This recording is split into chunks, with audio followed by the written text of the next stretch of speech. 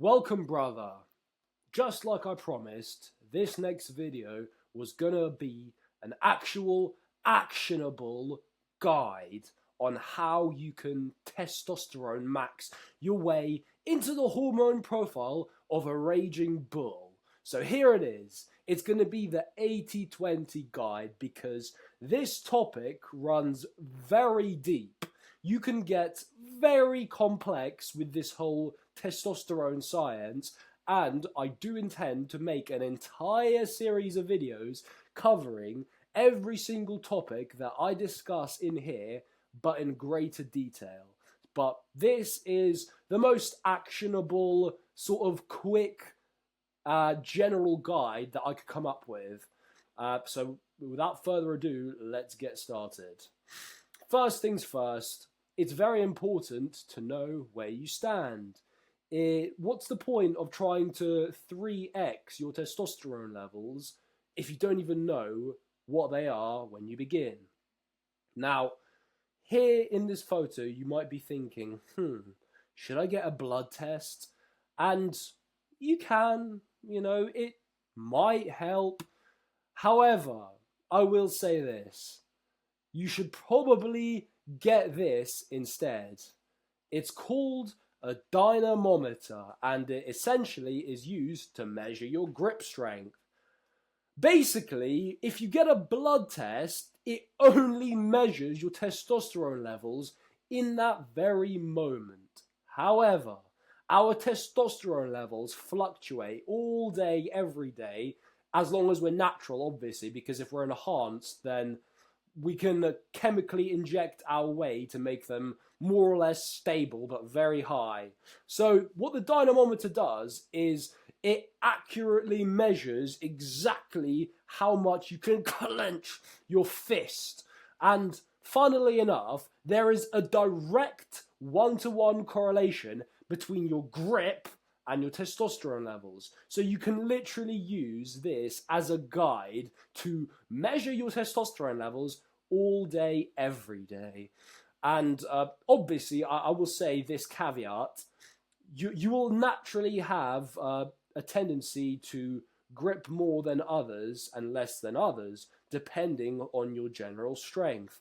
But you can use that as a baseline, because if your average grip strength improves, that also means your testosterone levels are shooting through the roof.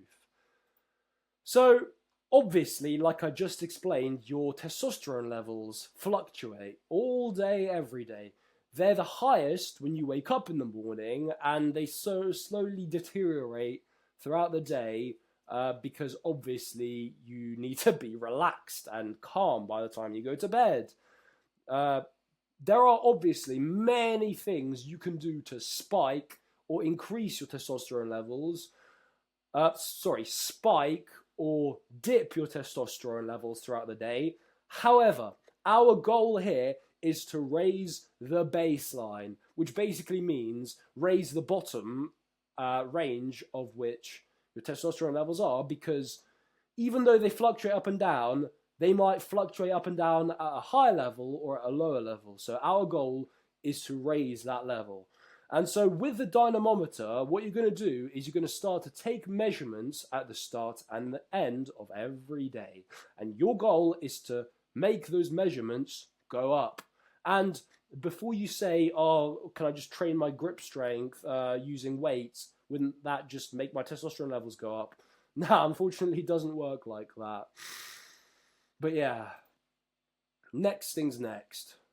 Or shall I say, first things first. The most powerful way you can immediately boost your testosterone levels is absolute domination. Basically, what I mean by that is go out into the world and compete with other men, because testosterone is a hormone that is primarily used for reproduction purposes. And back in the day, to be able to reproduce, we had to compete. And obviously we still do, but in different ways. So the best way to boost your testosterone is to harness your competitive spirit. Take some risks. go out there, put yourself in just a little bit of danger, just like make bold decisions. For example, you can get into sales. Sales is a very competitive job, especially if you pick a more intense role that is more like hands-on, fast-paced, like the one I'm in. Or alternatively to that is entrepreneurship. Entrepreneurship is the ultimate type of sales because you'll be selling the product that you've made yourself. And entrepreneurship is obviously a very competitive arena because you're not just competing with yourself, you're competing with everyone else who has a similar product to you. So freaking go out there, start your own thing, and I'm sure you will notice a very immediate surge in your general vitality.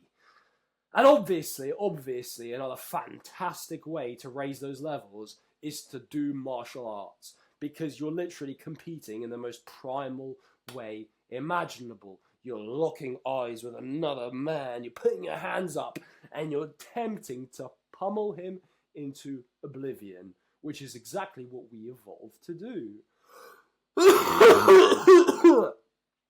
Next, what you're going to do is you're going to get angry at those bastards who doubt you. If you don't have any bastards who doubt you, then you're probably not doing enough risky, bold things in your life. There's always going to be a group of freaking dweebs who are trying to hate on you and trying to put you down and trying to disrupt your plans. And those people, they could give you a real chip on your shoulder. Use it wisely to boost your T levels. And obviously there's chess, because funnily enough, 2 chess grandmasters were measured as they were playing in a World Cup match. And guess what? Their testosterone levels were measured to be increased by 700% just because they were intellectually having a sparring match. Competition is a silver bullet. You can never go wrong. Okay, now we're going to talk about the actual lifestyle factors that influence your testosterone. And we're going to start with sleep because it plays such a huge role in your daily testosterone levels. Now, here I made a very good comparison. Low T sleep versus high T sleep. Obviously, you can see the low T sleep is a little cute kitten and he's having a pleasant, cute dream. Whereas in the high T sleep, it's a raging bull who's resting after impregnating his herd. So, low T sleep is typically going to be less than 7 hours. And high T sleep is anywhere between 7 to 9 hours. On average, different people require different amounts of sleep. And there will be a caveat that I will get to very soon. So, low T sleep is you basically have no sleep schedule. You go to bed some nights at 10 p.m. Some nights you go to bed at 2 p.m. Some nights you go to bed at 4 a.m. like a complete degenerate. Whereas a high T sleep will always be locked in with a very similar schedule, fluctuating between half an hour either way, no more than that. A very good guide for this is to go to bed at 10 a.m. and wake up at 6 a.m. Although if you're a bit sick in the head, like me, then the gold standard is 8 p.m., go to sleep, 4 a.m., wake up, so that you can beat your competition. And low T sleep revolves around absolutely no bedtime routine. You sort of just get done with the day, and whenever you feel like going to bed, you go to bed, and you don't really do anything special around your bedtime. You just lay down and try to sleep. And a high T sleep will have a short but sweet nighttime routine that winds you down and puts you in a relaxed, calm state, ready for deep sleep. And low T sleep revolves around late nights. Bro, that 8 hours of sleep a night is not built the same. It's not the same if you go to bed at 2 a.m. versus 10 p.m. Even if you get the same 8 hours, the circadian rhythms will be all messed up the later you go to sleep. The gold standard is obviously going to sleep when the sun sets. However, that is not really possible if you're a normal human being still trapped in a 9 to 5 job and you have no control over your schedule. But a high T sleep routine will always leave you going to bed as early as you can manage. Like I say, between 8 and 10 p.m. is the gold standard. Now, a low T sleep will involve having a disturbed and restless slumber. You're constantly waking up throughout the night and you're not allowing your body to get into REM sleep. Whereas a high T sleep will be the exact opposite. You wake up maybe 1 time a night, ideally 0 times a night, but if you're like me and you have a weak bladder and you always wake up to piss, that's not always going to be possible. But it's a very restful sleep. You get into the deep REM cycles and you feel really refreshed when you wake up. And there are obviously many habits that you can do to promote REM sleep, but like I say, I'm not going to get too deep. This is just a general guide. So, in a low T sleep pattern, you're going to absolutely marry your phone and your bed. They're going to be interchangeable, basically. You can't have one without the other.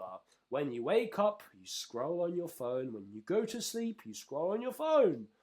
Perfect if you want to destroy your T levels. Whereas high T sleep, the phone and the bed, they're two completely separate entities that never interact.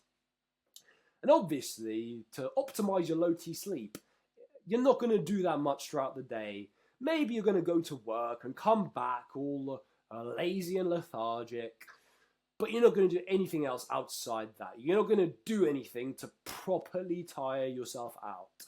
Whereas a high T sleep, man, you've had a very busy day of conquering your goals. You've trained, you've accomplished a lot at work, you've grown your side business, hoping to make it your full-time business. You might have gone on a date.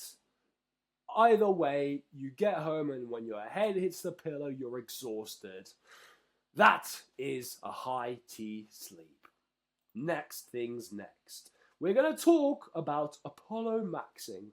And if you don't know who Apollo is, he is the god of the sun.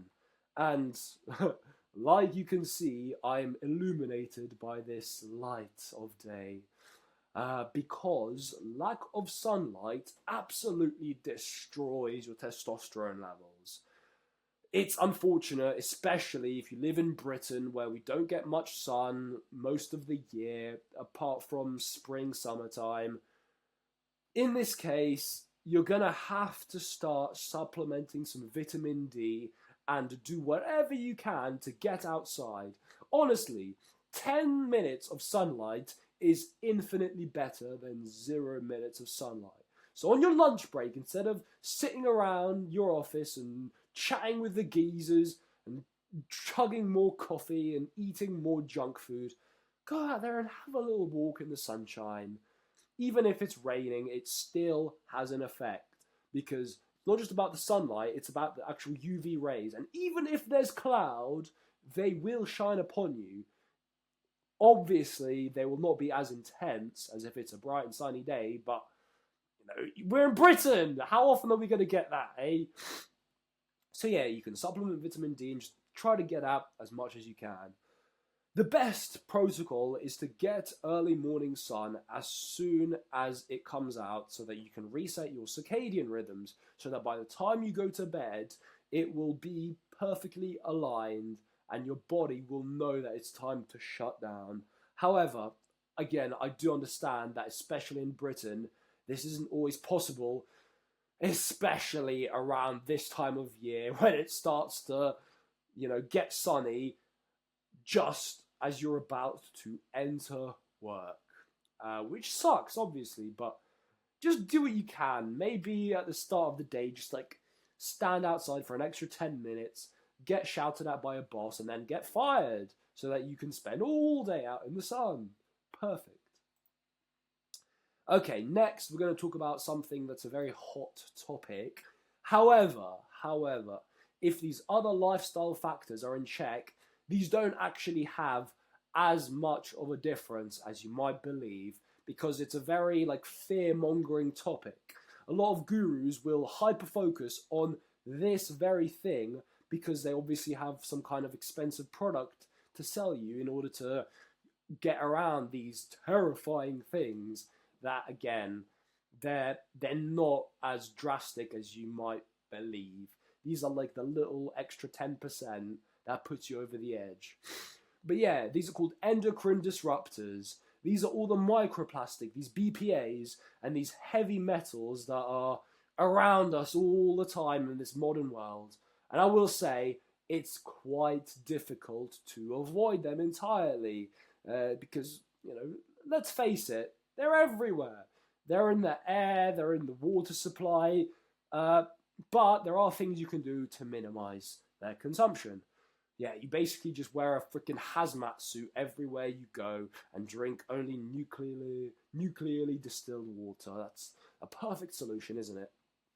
But no, for microplastics, the best thing you can do is just drink from glass cups and bottles as much as you can, because these microplastics in the water bottles obviously aren't great for you. So that's what I do now. All of my water comes in this glass bottle, and you can really taste the difference. I don't think I can ever go back to plastic now. And I always used to shatter these because I've been a bit of a clumsy buffoon my whole life. But, it's ever since I got this, it hasn't broken once. So I'm very proud of myself. Give me a pat on the back. Please validate me, Daddy. Okay, next things next. Let's talk about those heavy metals. My apologies. The most common way that you're going to ingest them is through the water supply, because that's where they originate. The best way to get around this is to use a reverse osmosis machine. That is the gold standard. Actually, that's the platinum standard. If you can get a reverse osmosis water filter on your house's entire water supply, you're off to the races. You're absolutely winning. However, what are you going to do when you're traveling? What are you going to do when you're not staying the night at yours? Well, you can get a portable reverse osmosis machine, which is very, very expensive, and obviously an absolute bastard to transport. Or you can just get a simple water filter. Cheap as piss and does most of the job. It's not obviously the platinum standard of a reverse osmosis machine, but for its price, it's good enough. And, if you're feeling the fluoride symptoms where you don't know how to think for yourself anymore, the best thing to do is to do a little metal detox. Try to book a weekend away in the forest where you can just camp out and connect with nature while drinking several compounds that are like herbal teas that detoxify your body from this metal. I don't know very much about this topic, which is why I'm not going to go into great detail about it. I simply was talking to a coach who is very serious about his health, and he does all these protocols, so I'm going to have to get back to you on that with more information. Next. Let's talk about the elephant in the room. Stim maxing. I know you. I know me. We're both addicted to the stimulants. I love my caffeine, and I'm sure you do as well. And I know we both have a problem and we need to get it sorted, so let's talk about it, eh? When it comes to testosterone, caffeine has been proven to temporarily spike the production. Notice I said temporarily. However, we all know that what goes up must come down, and when your caffeine crashes, so does your testosterone levels. So, the gold standard, like I keep saying, is just to cut it out. Don't bother complicating things with all of these ups and downs throughout the day. Just exist stably, and honestly, you will feel the difference once you detoxify yourself from the caffeine. You'll notice that your energy actually gets a lot higher on average, and it'll be more stable throughout the day. But this is not a video about quitting caffeine. I'm going to make those because those are very important. Now, we talked about the elephant in the room. Now we have to talk about the mammoth in the room. The no-fap maxing, because I'm sure you've seen all of these no-fap YouTubers, these no-touch PP guys, who swear by the fact that no-fap will improve your testosterone by 400%, and this all came from Dr. Andrew Huberman, who published a study suggesting this very thing. Well, he didn't actually publish the study, he just reported findings on the study, but I don't think people realize that he left out a tiny, crucial detail, which is that it wasn't actually a 400% increase, it was a 140% increase from baseline, which means it was a total increase of 40%. Now, what does that mean? How did an extra zero get added into the equation? Can't have been marketing? No? Yeah. I don't know if he did this deliberately. I don't know if he just made a mistake. I would like to think that it was just an honest error, because he seems like a very good man who wants to genuinely help. So maybe he might have done it deliberately because he thought that it would be helpful. But either way, it's absolute rubbish. It does not increase testosterone 400% when you stop fiddling with your frankfurter. And may I add this as well, after 1 week, the spike goes immediately back down to baseline. So essentially, if you do want to max your testosterone, you will release your seed about once a week or so. Obviously, the best way is with a woman, not with your hand like a little sado, because I do believe in refraining from this pee-pee touching, but not because of your testosterone levels. It's absolutely nothing to do with the physical benefits, because they're all just a myth, they're placebo. But, you know, it's very important to do these things for the mental, because you're building your discipline and you're becoming more able to resist urges, and that is important in life. But yeah, so speaking on this touchy subject, it has been conclusively proven that the more sex you have, the more testosterone you have.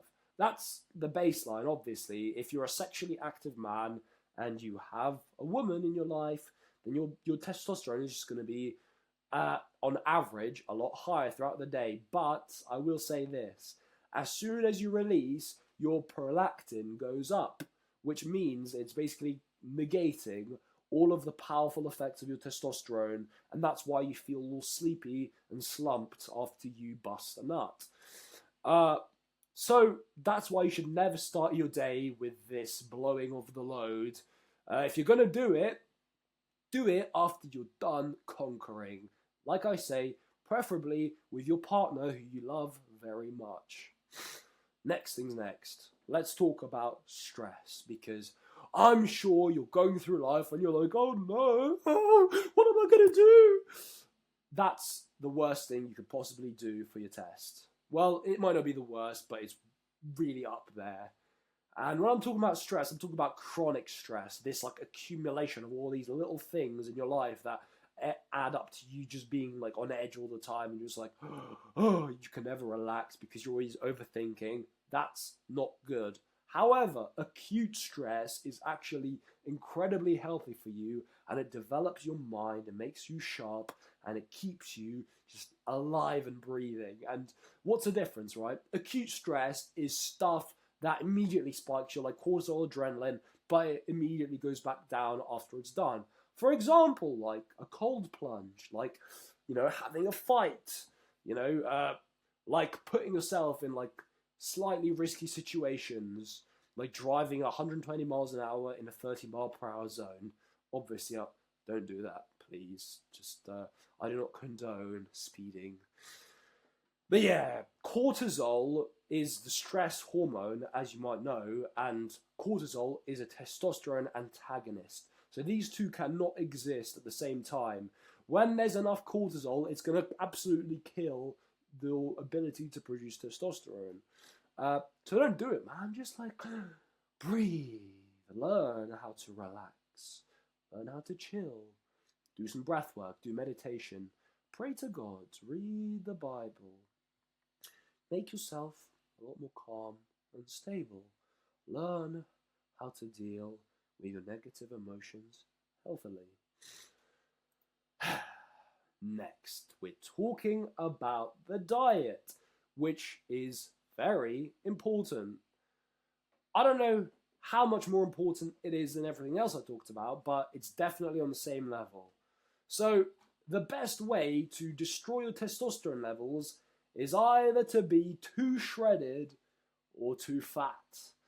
This bodybuilding diet of chicken, rice, and very nutritionally lacking vegetables. Bless me. Apologies for that. This classic bodybuilding diet will destroy your testosterone levels. Is it any wonder that natural bodybuilders who step on stage in the weeks and months leading up to it, they feel like absolute garbage? It's because they're following the same diets as pro bodybuilders. And these pro bodybuilders, they're injecting their testosterone in them. So obviously they can get away with not eating a high testosterone diet. So don't do it, man. Just don't do it. Just avoid chicken, broccoli, and rice like the plague. Because there are so much better options out there. And I will say that no matter how nutritionally void these foods are, they're better than the alternative, which is eating like a fat pig. Just piling all this junk into your gob every day. Like eating the standard American diet, you may say. I will say, though, Britain, we're catching up. We're getting there. We're competing quite well, which is I'm so proud to say. And yeah, this will absolutely destroy testosterone as well, obviously through inflammation, oxidative stress, all of these factors that directly destroy testosterone levels, as well as actually being too fat will destroy testosterone levels, and being too lean. You need the sweet spot, and what is that sweet spot? It's around 15% body fat. Quite similar to how I am now, I believe. I think I'm somewhere between like 15 to 17 at the moment, and I feel incredible. Making solid gains, robust, no stopping this gain train leaving the station, I'll tell you that. So yeah, being in a slow, clean, controlled bulk is just the best for maintaining your high testosterone levels, which is approximately a 250 to 500 calorie surplus. Again, keep it slow, keep it controlled, because you don't want to be a fat frig. Yeah, the best foods that will give you the most bang for your buck is healthy omega-3 fats like avocado, salmon. Obviously, you need eggs. You need eggs and red meat because they're high in cholesterol.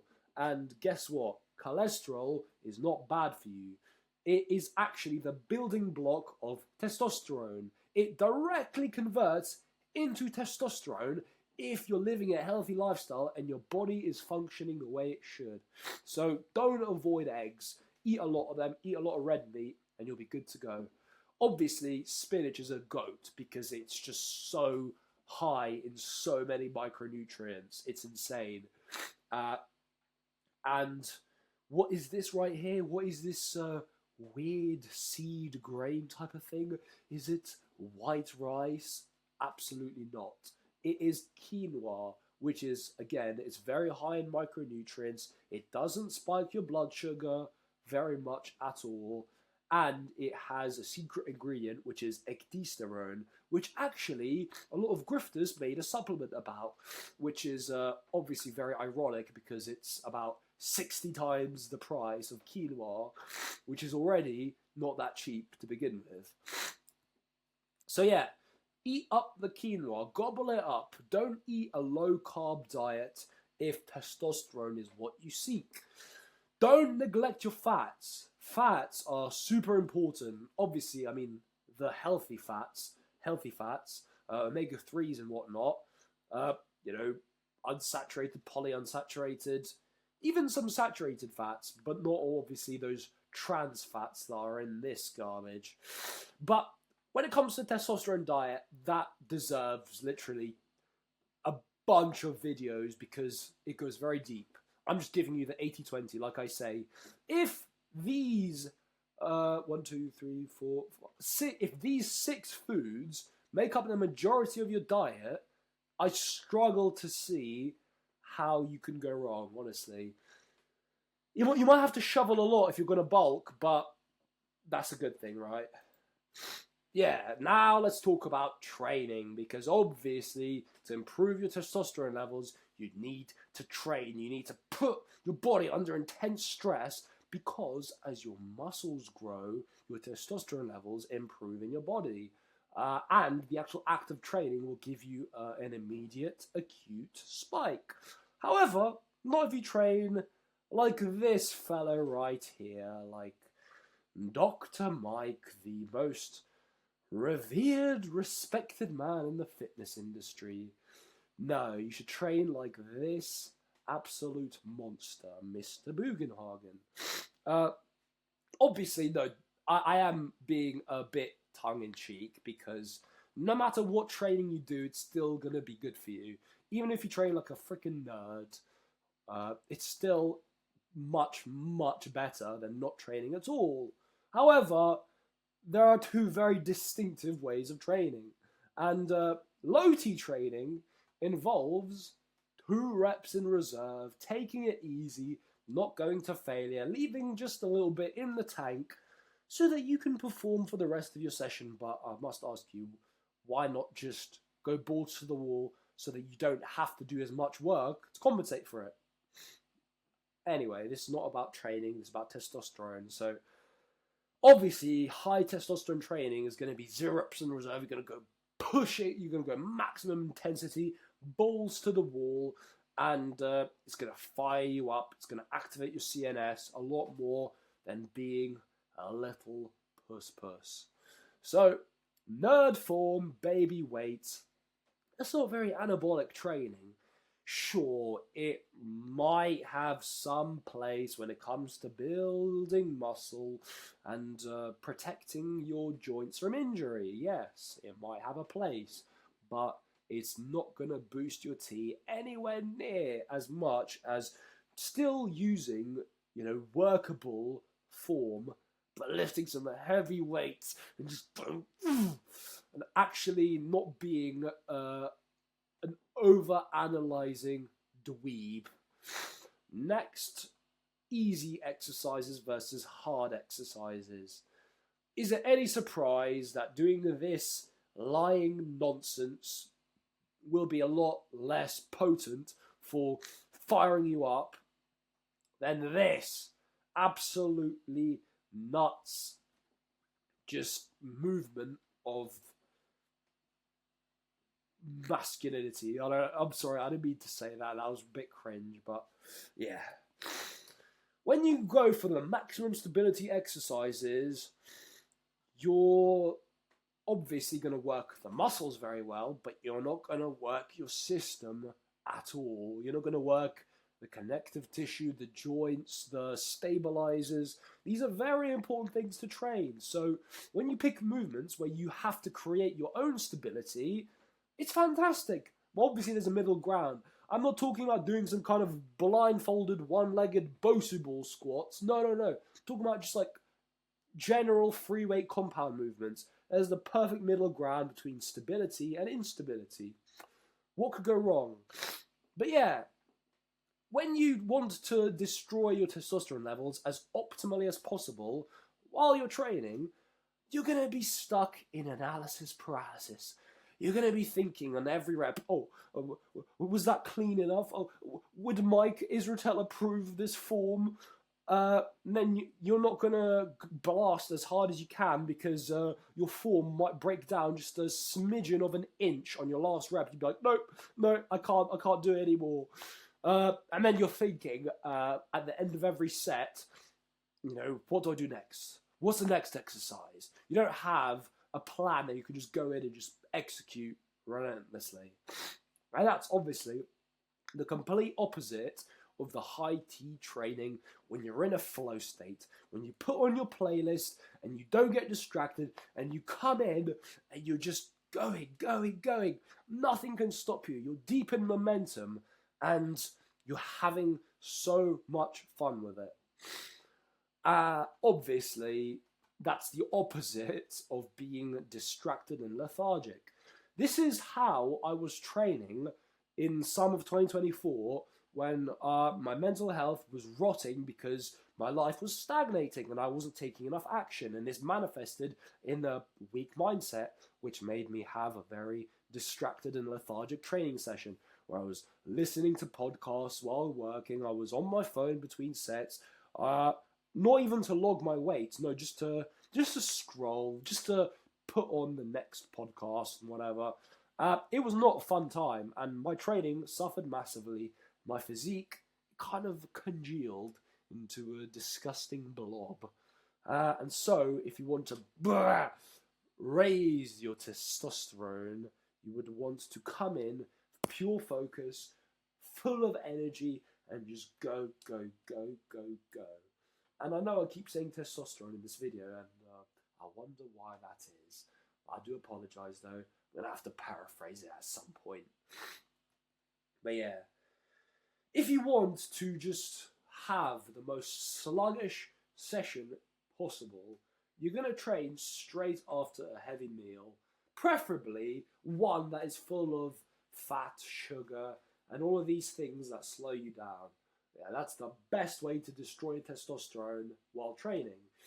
And the best way not to is to wait 2 or more hours after a heavy meal of clean food, of complex carbohydrates that are high in micronutrients, as well as fatty meat, fatty fish, some eggs, and some nutritionally dense vegetables. And then right before you train, you might have a little bite of some fruit, maybe a teaspoon of honey.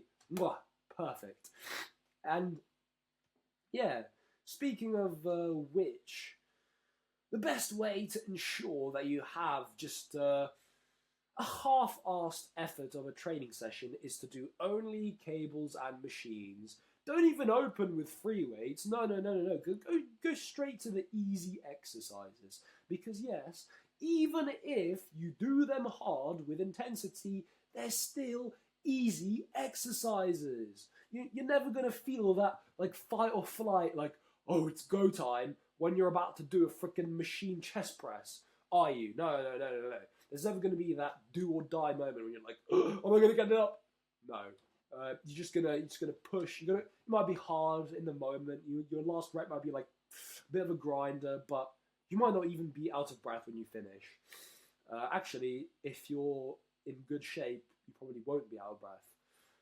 But unlike Mr. Mike here, bloody hell, I've seen him do sets of 12 on like a machine chest press, and he was gasping. He was absolutely, he couldn't even speak afterwards. It was, mate, Mike, you're never gonna watch this, but you need to freaking sort your health out. Seriously, it's getting quite concerning.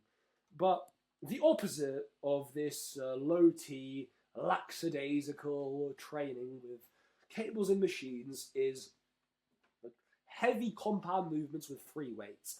Especially if you want to boost your testosterone, the most powerful thing you can do is lower body compounds.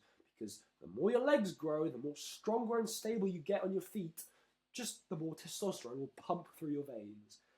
Obviously, by this I mean squats, deadlifts, your good mornings, your lunges, all of these like lower body powerful exercises, as well as HIIT cardio.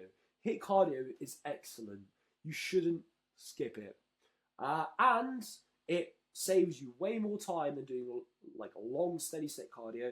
It won't burn as many calories, obviously, because you're not doing it for very long, but it will increase your fitness like nothing else. So just freaking do your burpees, put on some heavy weight and get on the Stairmaster. Do some sickening, twisted stuff. Never neglect your cardio. And yeah, that has been the 80-20 guide.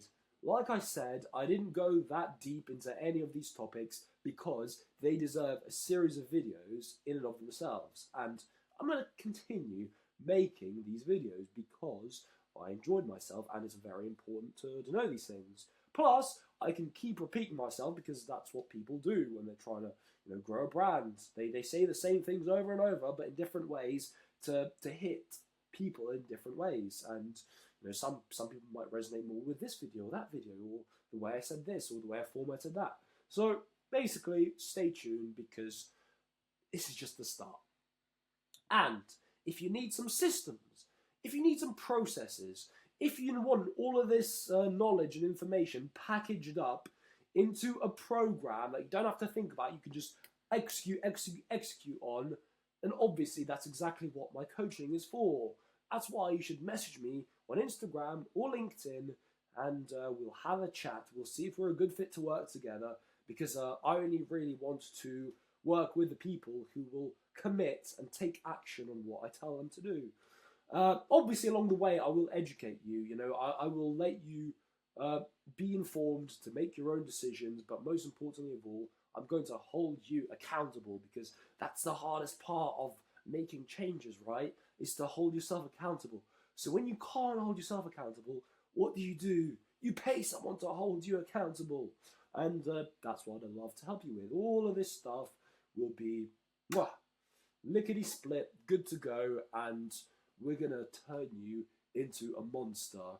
Freaking let me know, brother. I truly hope that you take action on this video. Maybe you won't even need my coaching. However, it will help. So, with that being said, freaking enjoy the rest of your day.